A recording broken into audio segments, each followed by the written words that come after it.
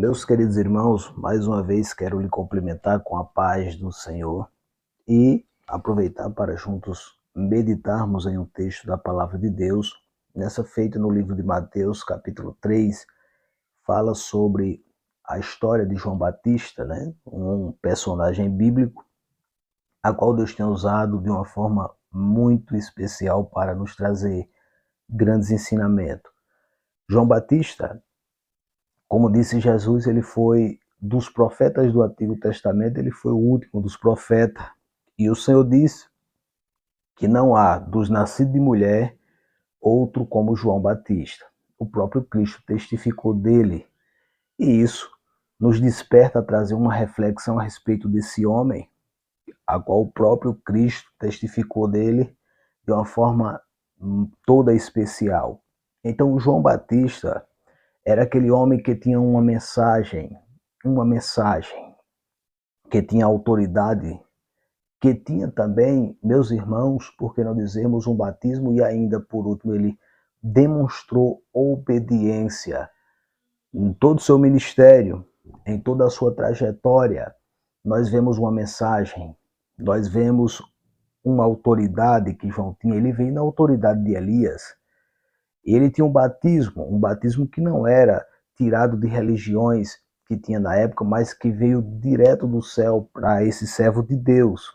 Quando o próprio Jesus perguntou àqueles que o interrogavam se o batismo de João era do céu ou era dos homens.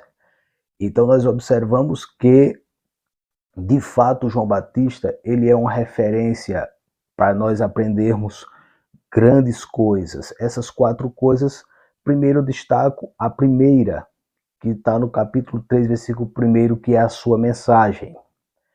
Diz que naqueles dias apareceu João Batista pregando no deserto da Judéia. Então João tinha uma mensagem, e a sua mensagem era arrependei-vos. Era a mensagem do João, que falava a respeito do arrebatamento, ou quero dizer, do arrependimento daqueles que se encontravam em um mundo de pecado, distante de Deus e que precisava se arrepender. Uma vez que havia-se 400 anos passado e não havia uma voz profética, e não havia uma voz de um profeta, então Deus levanta João Batista com essa voz profética para aquela nação, para aquele povo, e essa voz está no deserto, essa voz não está nos palácios, essa voz não está em lugares da cidade, mas ela está no deserto. Ela está um pouco que distante do povo. Né? Assim, nós podemos ver que ela não estava naqueles dias ali dentro do templo, mas estava no deserto da Judéia. E eu aprendo aqui que essa mensagem de João impactaria muitas pessoas naqueles dias, porque o arrependimento não é remorso. Porque vivemos uma época, meus queridos, que muitos têm confundido o arrependimento com uma palavra chamada remorso, porque na verdade é muito parecido.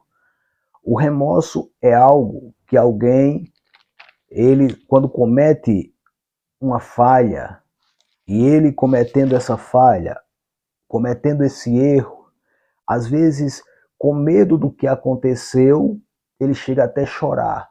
Vamos exemplificar aqui, por exemplo, na vida de uma pessoa que comete um roubo, um assalto, e quando as autoridades o prendem, alguns chegam a chorar, eu já vi isso, alguns chegam a derramar lágrimas, e quem está de fora até vem a entender que aquilo que está acontecendo é fruto de um arrependimento pelo ato que o indivíduo cometeu. Mas quando olhamos no fundo, essas pessoas não choram e não traz um arrependimento pelo que fez, mas muitos têm chorado, derramado lágrimas por conta das consequências do ato que ele vai passar. Então isso não é um arrependimento, isso é um ato de remorso.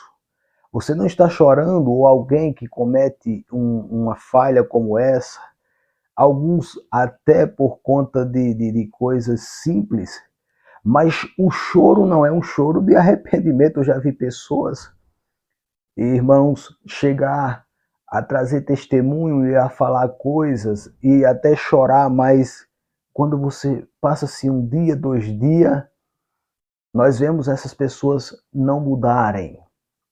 Vemos praticando as mesmas coisas. E há muitos que ainda acham que isso e entendem isso como um arrependimento, quando na verdade não passou de um remorso.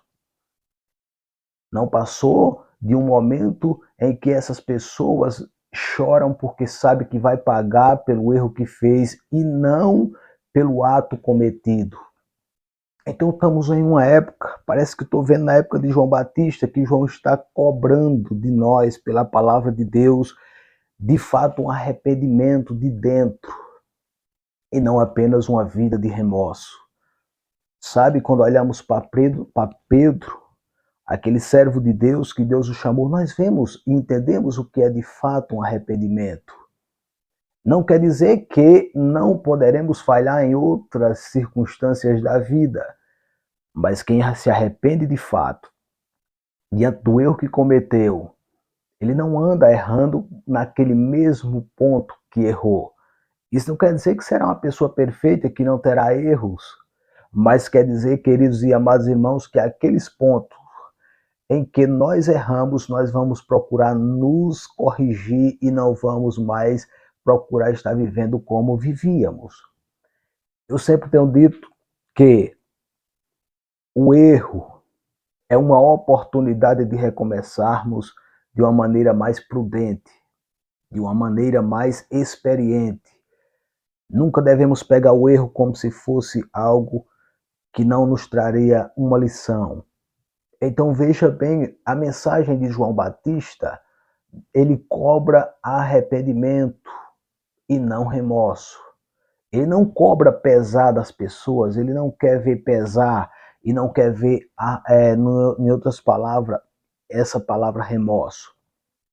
Porque como eu poderia perguntar que conheceríamos uma pessoa que se arrependeu e uma pessoa que não se arrependeu? Uma pessoa que se arrependeu de fato, os seus comportamentos vão mudar. A sua maneira de falar vai mudar, a maneira de pensar vai mudar. O ato que ela fez vai mostrar nos traços do seu comportamento. Isso só poderemos entender alguém que mudou de fato e que se arrependeu de fato quando seus comportamentos mudam. Mas não posso dizer que me arrependi de algo